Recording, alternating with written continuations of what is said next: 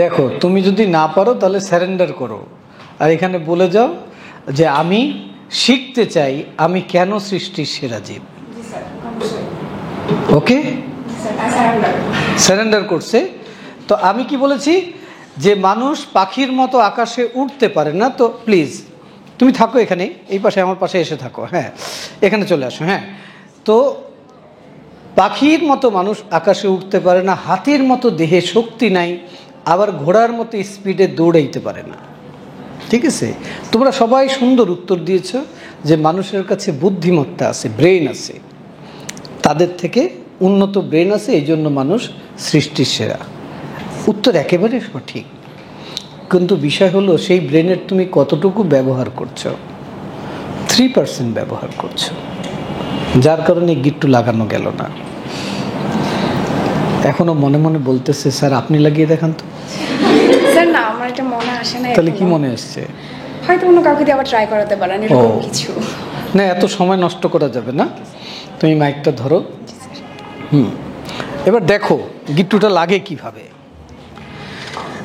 বুদ্ধি কোথায় খাটাতে হবে। সবাই দেখা যাচ্ছে? আমি এটাকে এখনো ধরেই নাই, এটা এখানে রেখে দিয়েছি। আমি বলেছি ওখানে রেখে তুমি ধরো, যেভাবে ইচ্ছে ধরো। 3 আঙ্গুল দিয়ে ধরতে হবে, তাই তো? তা আমি কি করলাম, এখানে একটা 3 আঙ্গুল দিয়ে ধরলাম, আর এখানে আরেকটা 3 আঙ্গুল দিয়ে ধরলাম না? হ্যাঁ, এখন কি প্যাচ লাগলো?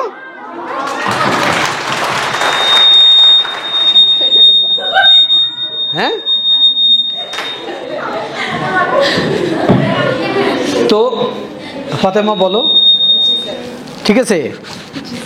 তো বুদ্ধি খাটাইলে কি হচ্ছে? তো বুদ্ধি যদি মানুষ খাটায় তাহলে মানুষ সৃষ্টির সেরা জীব।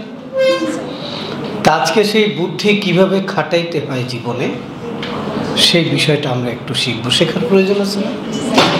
হ্যাঁ, দেখো মানুষ যদি তার বুদ্ধিকে ঠিকমতো খাটাইতে পারে তাহলে সে জীবনের যে কোনো পরিস্থিতিকে মোকাবেলা করতে পারবে, যে কোনো সিচুয়েশনকে। প্লিজ ফাতেমা বসো এবার। হ্যাঁ, থ্যাংক ইউ। ফাতেমা সাহস করছে, সাহসের জন্য একটা হাততালি দেওয়া। এখন প্রশ্ন হলো যে আমাকে একটা প্রশ্নের উত্তর দাও 9 জন লিডার, যে এখানে কি আমি একজন অ্যাডাল্ট পারসন না? তোমরা একজন অ্যাডাল্ট। তো প্রশ্ন হলো একজন অ্যাডাল্ট আরেকজন অ্যাডাল্টকে কোনো কিছু কি শিখাইতে পারবে? সম্ভব? শিখাইতে পারে? দেখো 6 বছরের বাচ্চাকে মা যদি বলে বাবা ঘুমা, না হলে রাক্ষস আসবে, ও ঘুমায় পড়বে। সেই কথাটা যদি 14 বছরের বাচ্চাকে মা বলে, বাচ্চা কি বলবে জানো? আমাকে বোকা পাইছো। হ্যাঁ, তো যেই মা জন্ম দিছে 14 বছর বয়সের পর থেকে তার মতের বাহিরে কিছু বললে, সে যেটা বুঝে না তার বাইরে কিছু বললে সে নেয় না। হ্যাঁ, তা একজন অ্যাডাল্টকে আরেকজন অ্যাডাল্ট শিখাইতে পারে না। স্যার তাহলে আপনি এসছেন কেন? এটার আরেকটা দিক আছে, বলে একজন অ্যাডাল্ট আরেকজন অ্যাডাল্টের থেকে চাইলে কিছু শিখে নিতে পারে। ঠিক আছে, তো এখন তোমরা কেন শিখবা? তোমরা এই কারণে শিখবা, কারণ দুটো স্কিল যদি মানুষের মধ্যে না থাকে তাহলে সে জীবনে অনেক উন্নতি করতে পারে না। দুটো স্কিল লাগে, বেশি কিছু লাগে না। স্কিল বুঝো তো, 2 ধরনের মেধা লাগে। এই মেধা যাদের মধ্যে আছে তারা জীবনে অনেক উন্নতি লাভ করে। প্রথম মেধা হচ্ছে সেলফ ম্যানেজমেন্ট। ঠিক আছে, এখানে আমি কি করেছি, ওই দড়িটাকে কিছু করি নাই, কিন্তু যা পরিবর্তন করার নিজেকে করেছি। মানে নিজেকে সুন্দরভাবে ম্যানেজ করতে পারলে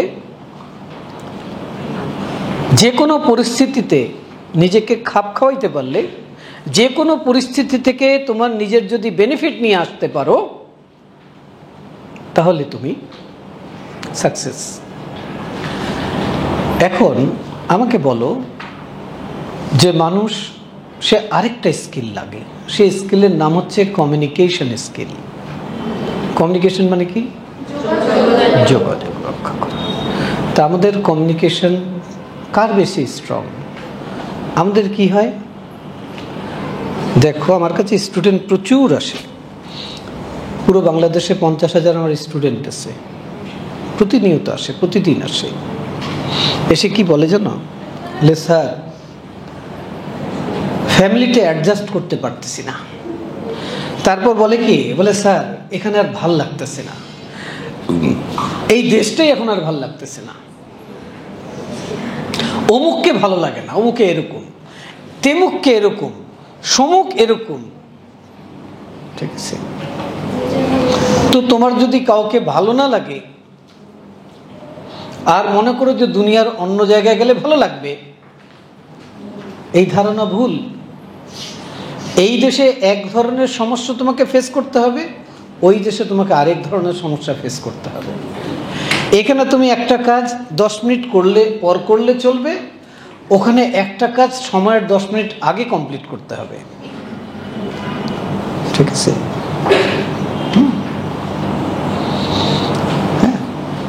তো কমিউনিকেশন স্কিল কেন দরকার বলে এই জন্য দরকার, তুমি যত ভালো মানুষের সাথে চলতে পারবা, ঠিক আছে, মিশতে পারবা।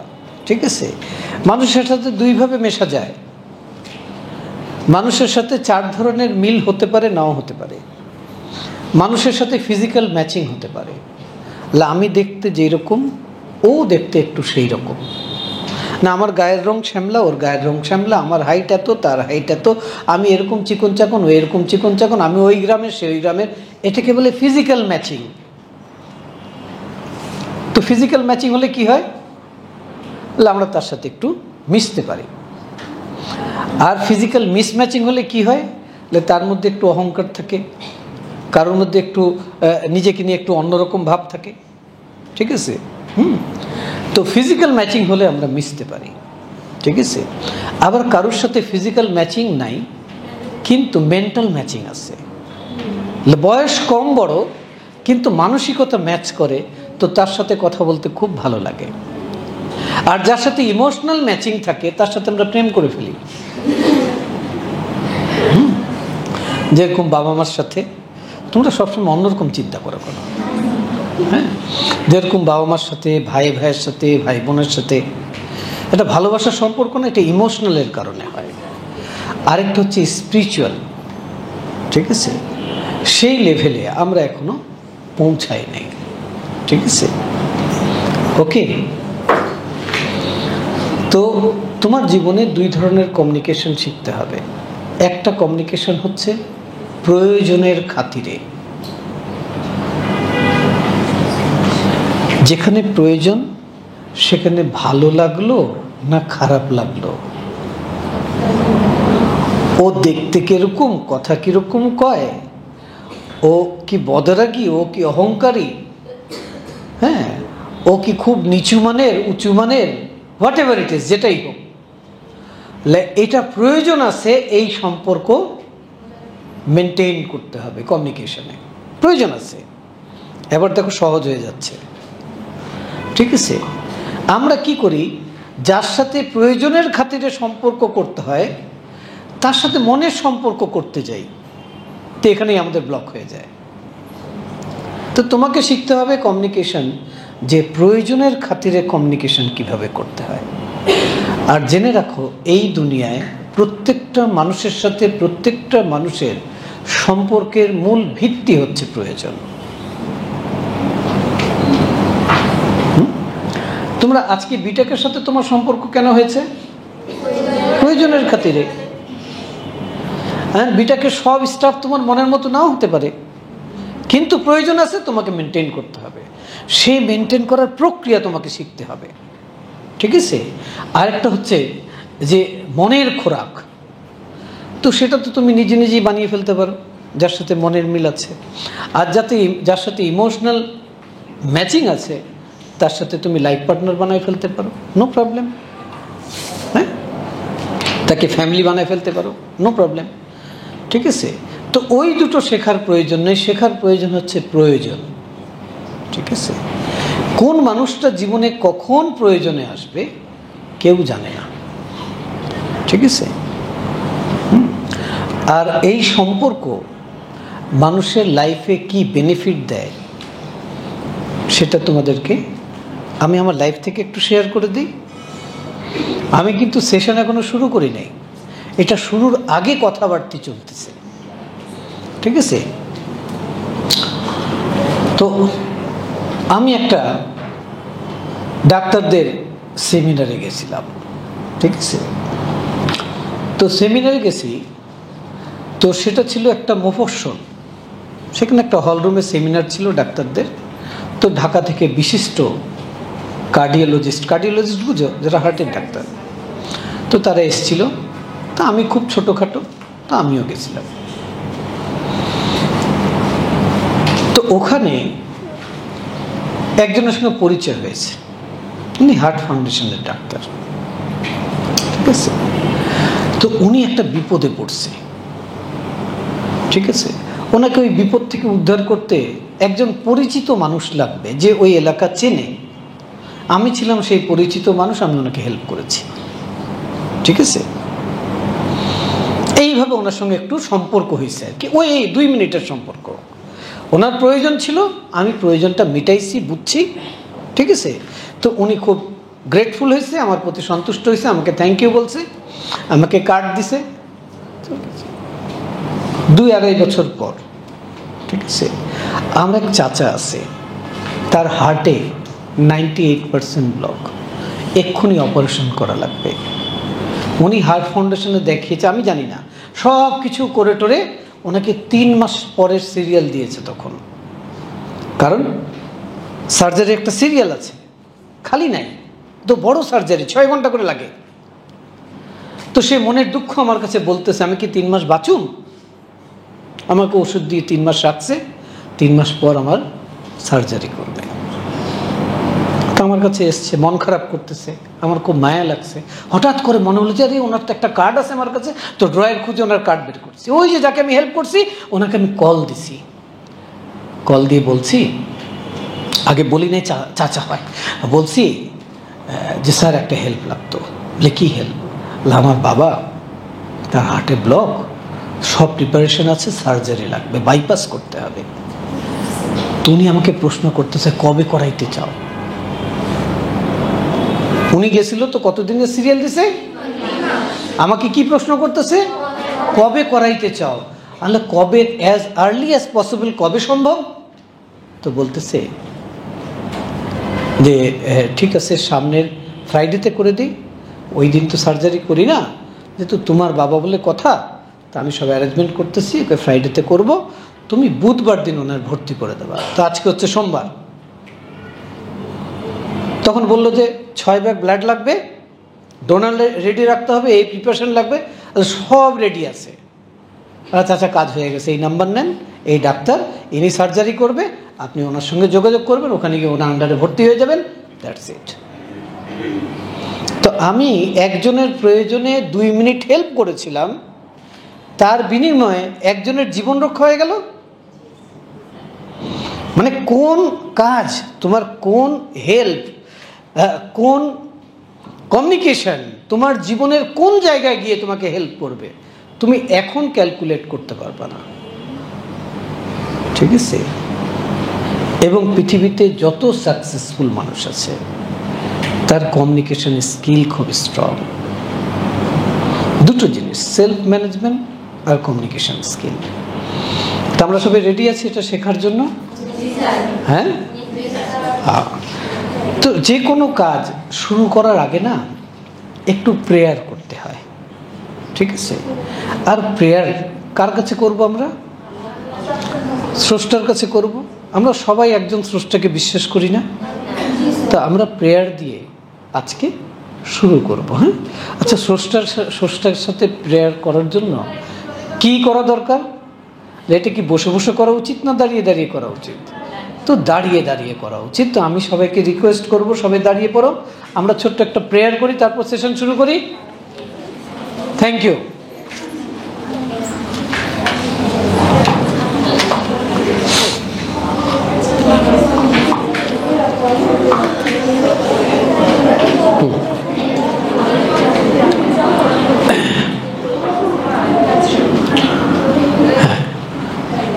সবাই সবাই শুধু চোখটা বন্ধ করে নেব, হাত দুটো ভাঁজ করে চোখ বন্ধ করে নেব। হ্যাঁ, সবাই চোখ বন্ধ করি। চোখ বন্ধ করে মন দিয়ে, হ্যাঁ, হ্যালো, কথা বলা যাবে না, মন দিয়ে সৃষ্টিকর্তাকে স্মরণ করি। হ্যাঁ, আর আমার সাথে সাথে এই কথাগুলো সবাই বলবো আমরা। হ্যাঁ, চোখ বন্ধ করি, সবাই চোখ বন্ধ করি, মন দিয়ে সৃষ্টিকর্তাকে স্মরণ করি। এবার নিজেই একটা গভীর করে নিঃশ্বাস নিয়ে দেহটাকে রিল্যাক্স করে দেই। সবাই নিঃশ্বাসটা নেই, দেহটাকে একদম রিল্যাক্স করে দেই। এবার বলি যে হে আমাদের প্রতিপালক, মনে মনে মনে মনে, হে আমাদের প্রতিপালক, সকল প্রশংসা সকল গুণগান শুধু আপনারই জন্য। আমরা বিটাকে এসেছি আমাদের জীবনকে গড়তে। সমস্ত সহযোগিতা, সাহায্য, অনুদান, অনুগ্রহ, করুণা সমস্ত কিছু আপনার থেকে আসে। হে আমাদের প্রতিপালক, আপনি আমাদেরকে গ্রহণ করুন, যেন আমরা এই পৃথিবীতে এমন কাজ করে রেখে যেতে পারি যার দ্বারা হাজার হাজার লক্ষ লক্ষ মানুষ উপকৃত হয়। আমরা যেন আমাদের পরিবারের পাশে শক্ত হাতে দাঁড়াতে পারি। আমরা যেন জীবনের প্রত্যেকটা পরিস্থিতিকে খুব সহজে অ্যাকসেপ্ট করে সেটা মোকাবেলা করে সামনের দিকে এগিয়ে যেতে পারি। জীবনের যে অবস্থায় আসুক, আমরা শান্ত থেকে আপনার উপর ভরসা করে যেন এগিয়ে যেতে পারি। আমাদের অন্তরে আপনি সাহস দিন, আমাদের ভেতরের সমস্ত জড়তা দূর করে দিন, আমাদেরকে ভয় ভীতি থেকে নিরাপদ রাখুন। আমাদের দেহ মন মস্তিষ্কে যেই ক্ষমতা আপনি দিয়েছেন তার জন্য সঠিক মাত্রা আমরা ব্যবহার করতে পারি। হে প্রতিপালক, যতগুলো মানুষের সাথে সম্পর্ক হয়েছে, আমি সবার জন্য যেন ওয়েল উইশার, সবার জন্য শুভাকাঙ্ক্ষী হতে পারি। আমাকে যে কর্ম দিবেন সেই কর্ম যেন আমি সঠিক মনে ভালোবাসা দিয়ে, ভালো লাগা দিয়ে করতে পারি। আমি আপনার কাছে একটা উন্নত প্রাচুর্যময় জীবন কামনা করছি। সেই পথে হাঁটার জন্য যা যা প্রয়োজন তা আপনি আমাকে দান করুন। আমি আপনার প্রত্যেকটা নেয়ামতের যা আপনি আমাদের দিয়েছেন তার জন্য আপনার কাছে কৃতজ্ঞতা প্রকাশ করছি। আমাকে সুন্দর একটা পরিবার দিয়েছেন,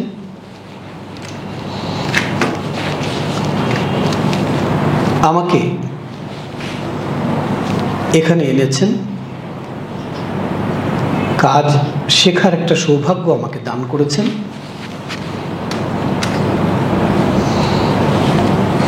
আমাকে অনেকগুলো সঙ্গী এখানে দিয়েছেন। এই সব কিছুর জন্য আপনার কাছে অন্তর দিয়ে কৃতজ্ঞতা প্রকাশ করি। এবার সবাই কল্পনা করুন তো, একটা ব্লু হোয়াইট লাইট, নীল সাদা আলো